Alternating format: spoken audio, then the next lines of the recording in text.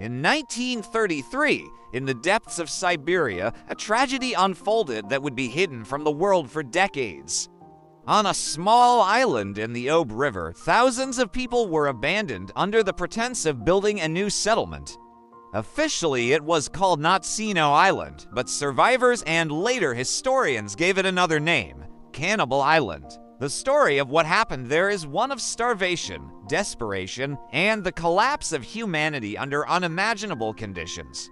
The background of this tragedy begins with Stalin's Soviet Union, where strict social controls and harsh laws punished even the smallest mistakes. Simply being caught without an internal passport could lead to arrest and deportation. In major cities like Moscow and Leningrad, the homeless, petty criminals, and ordinary people swept off the streets were arrested in massive numbers. By 1933, prisons were overcrowded and the Soviet government sought new ways to dispose of what it considered undesirable elements of society. The solution was to deport tens of thousands to remote areas in Siberia where they were expected to create special settlements. These settlements, in theory, would allow prisoners to farm, build communities, and contribute to the state. In reality, they were poorly planned, underfunded, and supplied with almost nothing. Natsino Island was one such experiment, chosen as a drop-off point for thousands of deportees, though it lacked even the most basic resources needed for human survival. In May of that year, nearly 6,000 men and women were forced onto barges and sent down the Ob River. Many of them were young, unprepared, and completely unaware of what awaited them. When they arrived, they stepped onto an island covered in swamp and mud, surrounded by cold waters and thick with mosquitoes. There were no houses, no farming tools, no seeds, and no medical facilities. The deportees were left with nothing but the clothes they wore and the hope that supplies would follow. The only provisions they received were sacks of flour. There were no ovens or utensils, no pots to boil water, no way to bake bread. Prisoners mixed the flour with river water to make a paste, which many ate raw, leading to sickness and diarrhea. Others tried to build small fires to bake crude cakes, but firewood was scarce and the constant dampness of the island made it nearly impossible to cook. Within days, hunger spread across the camp and violence soon followed. Those who grew weak were often attacked by the stronger prisoners.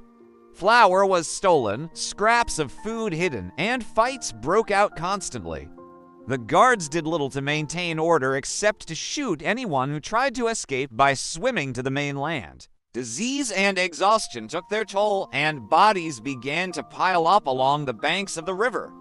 The dream of a functioning settlement was already collapsing into chaos and despair. It was in this atmosphere of desperation that cannibalism began. At first, the dead were consumed in an effort to stay alive, but soon, according to later testimonies, gangs of stronger prisoners began targeting the living. Survivors told stories of women and the weak being attacked, their flesh roasted over small fires.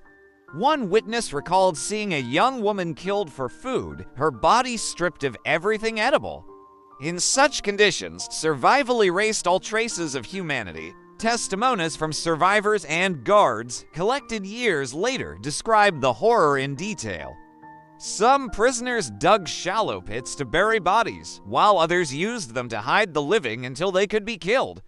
Fires were guarded not to stay warm, but to cook human flesh.